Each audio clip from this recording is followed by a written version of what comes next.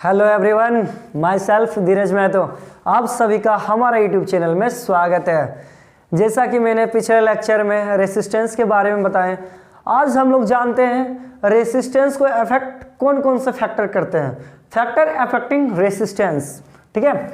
सबसे पहला रेसिस्टेंस को जो अफेक्ट करता है वो होता है लेंथ। किसी कंडक्टर का क्या होता है? लेंथ। रेसिस्टेंस लेंथ पे डायरेक्ट प्रोपोर्शनल होता है। रेसिस्टेंस जो होता है लेंथ पे क्या होता है? डायरेक्ट प्रोपोर्शनल होता है। जितना ज्यादा लेंथ उतना ज्यादा रेसिस्टेंस, जितना कम लेंथ उतना कम रेसिस्टेंस, ठीक है। दूसरा क्रॉस सेक्शन एरिया या एरिया ऑफ क्रॉस सेक्शन कहते हैं। Area of cross section, area of cross section, जितना ज्यादा एरिया होगा उतना कम रेसिस्टेंस होगा। यानी एरिया पे रेसिस्टेंस का जो रिलेशनशिप है वो इन्वर्सली है। ज्यादा एरिया कम रेसिस्टेंस, कम एरिया ज्यादा रेसिस्टेंस। इन्वर्सली का मतलब उल्टा होता है सारा काम। यदि किसी एक क्वांटिटी को इंक्रीज करेंगे तो दूसरा क्वांटिटी डिक्रीज करेगा, किसी एक क्वांटिटी को डिक्रीज करेंगे तो वह इंक्रीज करेगा, ठीक है। तीसरा जो है, तीसरा किसमें कौन इफेक्ट करता है रेसिस्टेंस को? नेचर। कंडक्टर का नेचर क्या है भाई? कंडक्टर तो हमने ले लिया, कंडक्टर तो ले लिया, अब सेम लेंथ का, सेम क्रॉस सेक्शन का। अब एक ले लेंगे सिल्वर, एक ले लेंगे आयरन, तो डिफरेंस तो है ना। दोनों कंडक्टर है पर नेचर में तो डिफरेंस है। फोर्थ, टेम्परेचर पे, टेम्परेचर में भी डायरेक्ट प्रोपोर्शनल होता है।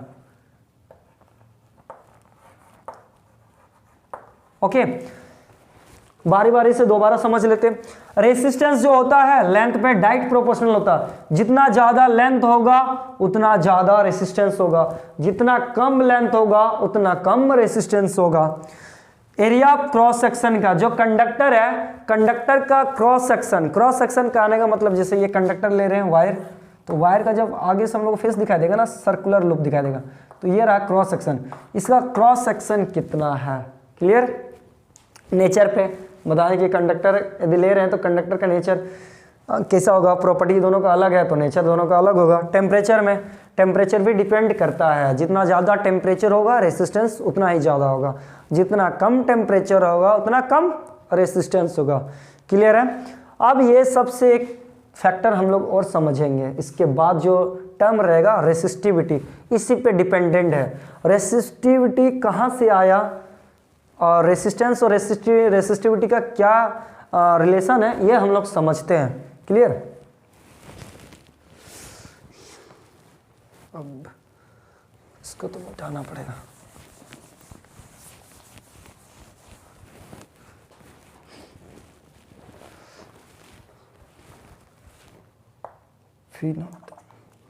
we know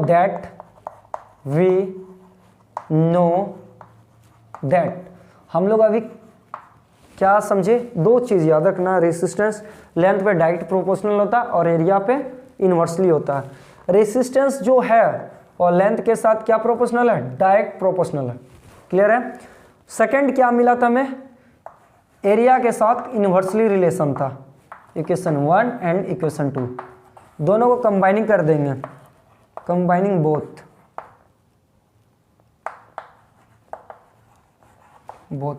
जब कंबाइन कर देंगे तो क्या मिलेगा?